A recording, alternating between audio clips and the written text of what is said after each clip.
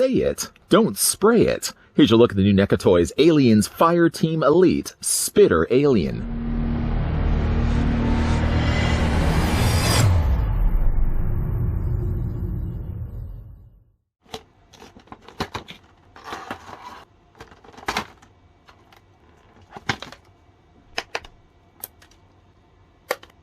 Featured in the Alien's Fireteam Elite video game, spitter aliens prefer to keep distance between themselves and their prey. Though they have vicious claws and teeth, they dispatch most foes by projecting streams of powerful acid from glands in their mouths. Survive the hive, fight to contain the evolving xenomorph threat in the cooperative survival shooter Alien's Fireteam Elite. Hey buddy, I asked for the news, not the weather report. Before we get a closer look at the spitter alien, when's the last time I actually said something like that? Probably sometime in public school. I gotta bring that back. I've worked with a lot of people that unfortunately are close talkers and they're known to spit a lot. Yeah. Do you work with people that spit? Let me know down below in the comment. Not directly, not like they come up to you and just somebody that just indirectly, just a lot of spit leaves their mouth and hopefully doesn't go anywhere near your face. But before we get a closer look, say it, don't spray it. Before we get a closer look though at the spitter alien, I'd like to thank the folks over at NECA Toys that did provide the sample that we could have a look at in this video. Now this figure is the only of the Fireteam's Elite aliens so far that actually comes included with a display stand, simply just because the figure is intended to be on its hind legs, not on all fours like the Prowler and the Runner that we looked at before. Based on this, I'm going to measure with this. I'm going to take from the tail to the front of its claw, and spitter alien is about 8 inches in length, or it's roughly about 20 centimeters long. Speaking of those other two aliens, by the way, we can bring in the Runner alien for comparisons of sizes. We can also bring in the Prowler alien for all the same things I just finished mentioning. They're not that much difference in size. In fact, it looks as if the spitter alien is probably using a lot of similar molding, although some considerable retooling has been done, not only on the back of its torso, but at the top of its thighs as well as its tail also seem very unique to spitter alien. And again, as already mentioned, this is the one figure already, only so far, that comes included with its own display stand. Both Runner and Prowler, neither figure needed actually display stands and neither figure came included with them. I suppose if you were to count the display stand, then yes, the spitter alien does come included with an accessory. Let's go ahead and remove that right now. It's entirely up to you really how you would like to have the stand. I mean, technically there are pegs provided on both ends of the stand, but not to the point where you really would want to have the legs so close together like this. I mean, technically you could really bring the legs forward and then just sort of display it on the stand like that. And that's one way of displaying it too. But really, like looking at it, it really has a similar type of pose to like a T-Rex, the way it sort of lunges forward like this. But there are technically peg holes on the undersides of both the feet. So again, you can attach it to both pegs if you want, or you can do what I did and you can just far spread the legs and just really only have one leg attached to it instead. Let's move that to the side. It's going to come back. It'll come back later into this video. Getting, though, a closer look at the spitter alien, we'll start things first. I'm going to apologize in advance if I spit on any one of you, by the way. I've provided all of you, by the way, with spit guards. Feel free to use those if you need them. Getting a closer look, though, at the head sculpt of the spitter alien. One thing I really like, though, about this is the top of the dome is pointed off like this. It gives not only a very unique look to spitter alien, but it also looks really much more dangerous, too. I mean, just to look at the shape of the face, even to look at it from the front. Now, keeping in mind, these are the sacs on the side that's going to allow it to spray that poison stream towards you. I do like the way they've actually handled this by using a translucent green plastic. They've actually used as well the same smokier plastic that we've also seen in earlier releases, like the Runner alien. Again, though, a much sharper point. And in fact, actually get the point across, bringing back in the Runner alien so you can see the difference. Size-wise, it doesn't look like the heads are that much different in length. Maybe, if anything, I could probably give it to the spitter being slightly longer, but they have very similarly sized heads. Again, the shape, though, drastically different. I mean, to see what a Runner alien is kind of more the traditional kind of dog alien, other than just being slightly smaller. But again, like just to see the different shapes between the two, really again like the unique nature here of the spitter alien. And like the Runner we looked at already, we're going to just put that to the side. And really like all the other aliens too, this isn't something that's uniquely attached to spitter, but does also have little smaller inner chompers. So you can pull those out. They're a little harder at times to get actually out. There we go. Very small chompers too, little tiny things that actually can come out of the mouth. Nicely detailed both on the paint and the sculpting of the little tiny mouth. And again, you just push that back in. I have had some issues. In fact, I'm actually having the issue right now here in this video, where trying to get the jaw back in, you sort of have to have it just the right alignment. If you have it too high or too low, it doesn't want to go back into his mouth. Opening and closing the mouth seems pretty easy to do once the smaller jaw is inside.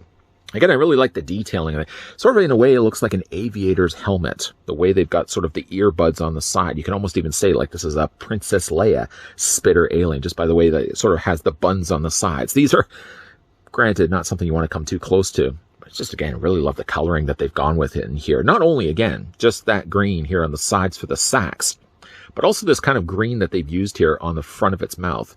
Sort of like a mint green, really.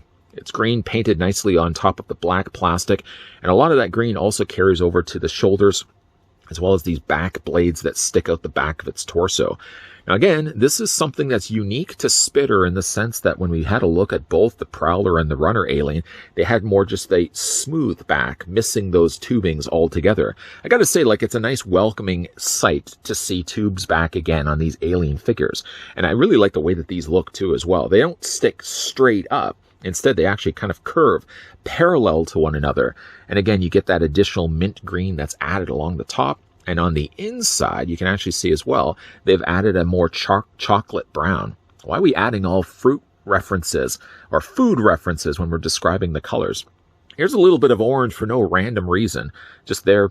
I mean, it doesn't seem like any other place seems to have that orange other than just a spot right here, a spot right there, and a spot right in the middle. And everything else is sort of left just to the black, the green, and the brown. Again, we can spin this around so you can see it from all the sides. There's also some of the little bit of additional purple that's added to the top there of the thigh. And as already mentioned, again, I'm just going to bring, you know what, we had already looked at the Runner Alien. I'm just going to bring in the Prowler Alien. Proportionately, as I hold the two tails up like I just cooked these on the barbecue, it looks like the bodies are the same that is used from one to the other. So taking, of course, the mold from this figure, they would have, again, heavily had to retool the top to add the additional tubing. But it looks like the spine size, as well as the top rib cages, are identical between the two figures. Tail is also something that does get changed. The spike on the end of the Prowler is now completely gone. I guess in a case like this, being that the Spitter Alien actually attacks from distances, it doesn't really need necessarily a sharp projectile on the end of its tail. It actually just needs a more slender tail, I guess, for help to stabilize it while it's upright. Again, my favorite things really about this figure is the fact that it has this interesting use of color. I mean, again, like the shape of the head is really interesting too, but I really like the coloring on this one. I did like the look of the Prowler. In fact, even in the review of the Prowler, I commented that that crimson red they used was a really nice touch. But, you know, like this mint green does wonders for this mold. For the articulation on Spitter Alien, it's pretty much going to be all the same checked off boxes that all the other figures that we looked at already. So the head's going to rotate back and forth on a ball joint. It does move up. Only to, well, let's go about there, to about there. The head also does look down to about there as well. One last time just to look at the head sculpt. Now everybody's going to be looking at that saying it's Princess Leia Alien. That's so unsettling. Head does rotate back and forth this way as well. It does have a strange click to it, where when you turn it to a certain angle or a certain point, you kind of feel it hits a stopping point, and then you push it again, and it kind of gets over a ledge. It's almost like a bit of a, kind of an uneasy sound, really, when you're rotating the head back and forth. I mean, nothing is broken on the figure, but I just noticed, though, turning the head, especially this way, it has, like, again, a weird clicking sound to it. Mouth does open. The mouth, of course, does close. And then inside, we already looked at the fact of the chompers. We're not going to cover that again. The back, of course, split down the body. The front of the torso is on a ball joint, so you can move that back and forth this way. You can rotate it this way. It's almost like I'm ripping a lobster in half. The arms go forward and back. You can also split them out as well. There's a hinge joint, only a single hinge joint in the elbow that allows the forearm to rotate back and forth also. You take the hands and rotate them all the way around. Quickly looking at the hands. Very much kind of a traditional big chap sort of hand. Just one last time to bring in. The Runner Alien had slightly more fanned out hands, which would make more sense because, of course, it needs to gain speed as it's running through the ground. Runner Alien is probably going to be using a lot of the speed or the strength in its back hind legs to do the running. But again, it probably doesn't need to pursue its prey. It simply just has to shoot at it from a distance. Speaking of those legs, by the way, they do go forward and back. There's a hinge joint that goes nicely out on the legs. Now, then again, the legs have knee joints. So there's a knee joint right there, yeah. So that's two, right? And then there's also one at the back hind leg, sort of the back ankle of the alien's leg. And then there's also additional articulation, which I guess would really be the true ankle on this figure. You got the hind leg joint, and then again, you got 2 hinge joints there on the knees. And of course, like all the other alien figures, there's a nice wire frame here for a more slightly smaller, less menacing tail. Nice looking figure nonetheless. Let's just go ahead and attach them onto the display stand. Again, you've got those 2 provided holes on the undersides. I don't know why we're doing this on the upside down here, but I'm going to attach, again, both the feet, just lining up the pegs to those holes.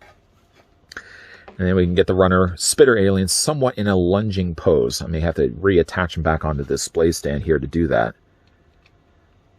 Definitely, though, a figure that I am going to be wanting to put on its hind legs, just, again, stabilizing the weight of this guy, because, again, if you're going to have him upright like this, you're definitely going to want to make sure that he's attached strongly enough to the display stand, because if you don't, of course, the figure's not going to stand at all. And, of course, you can also use the stabilizing nature of the tail. It is a wire frame, after all. See if I can actually do this while still on camera. Maybe what I'll do for the time being is I'll do what I started this review at. We'll fix it later as we wrap up things at the end for final looks, but for the time being, we'll get the runner alien here, the spitter alien, actually attached to his display stand. Is that going to work? That's not going to work very well, but at least makes for a nice looking alien figure. Both still the mold that we looked at already for both the runner alien and, again, once again, the Prowler Alien. But again, doing something slightly different. Even though it is the same size of figure, factoring in all the additional things that they had to mold onto this figure, like the back of the tubing and the different shape of the legs, for example, you really do get a very uniquely designed alien. The coloring is by far my favorite thing about this figure, and also the pointed head. Love the pointed head that they've actually sculpted on Spitter Alien as well. A lot of good things going for this figure line. And the fact that we get so many different designs of aliens, considering that they're all really part of the same game, Aliens Fireteam Elite. Even though on paper, technically we have looked at this mold already 2 times before with both the Runner and the Prowler, you can see some serious retooling had to happen on NECA's part in order to give us the Spitter Alien. Taking that existing mold and adding the additional tubes on the top of its torso, adding the more refined tail, and very much giving us a very different head dome that has not only the point on the end of it, but the side acid sacs are something that's very unique to Spitter Alien and not something we've seen before. One thing I also really like about this figure is the additional coloring. Adding the greens, the purples, and the browns almost give it more of an amphibian look. And even though there is a difficult time of getting the figure actually attached to both the pegs on the display stand, you can do it. Just to show you, the proof is in the pudding here in final looks. I don't know how long it's going to stay on the stand, but you can attach both of the feet, but you will want to just twist the torso slightly. The problem with it is the feet have to be so close together parallel, and that all of the weight more on the Spitter Alien is further forward than it is onto the back, that you will have to balance the figure if you're looking to have it on both the hind legs, both attached to the display stand. But just to show you, we're going to document this. It is possible, as you can see right here. Now, we have already looked at 3 of the 4 figures. We've looked at, again, Prowler, we've looked at Runner, and we've now looked at Spitter. The last of the aliens that we have to look at of Aliens Fireteam Elite is the Burster Alien. You want to talk acid sacs on the side of the face of Spitter? Wait until you see all of the pus-filled sacs that make up the dome of the Burster Alien. I hope nobody was eating right now. And actually, just as a side note, I'm just looking around right now to the room. Everybody seems relatively dry. There's a few people that look like they've been slightly spat on, but for the most part, I think during the course of this video, I haven't spat on too many people. Mostly dry. I'd like to thank the folks over at NECA Toys that once again did provide the sample of Spitter Alien that we could have a look at in this review. Relatively dry, most of you. Certainly make sure, if you already love this video, that you're hitting it with a like. If you're enjoying the content that you guys are seeing and certainly want to stay for more, make sure you hit the subscribe button down below, turn on the bell notification, and come back. Because again, while we have wrapped up the review for Spitter Alien, just right around the corner will be Burster Alien. And I'm sure there's going to be a lot of bursting sacks of pus. I really hope nobody was eating. As always, guys, thanks for watching. See you guys next time.